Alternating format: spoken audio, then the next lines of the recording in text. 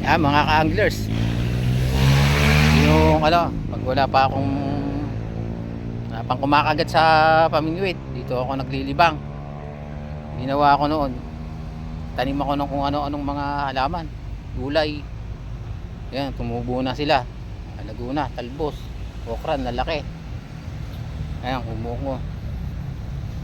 Ito yung aking silungan pag umuulan, kaya mas malakas ang araw. Mga baso na dito na nakatambak. Dati giniba dito yung aking isang kubo dito banda. Ngayon, hindi na naman ginigiba, meron na. Pagka kumagat kasi dito lang sa harapan na to, makagat talaga pag mataas ang tubig, pag hanggang dito sa may tabi na ito.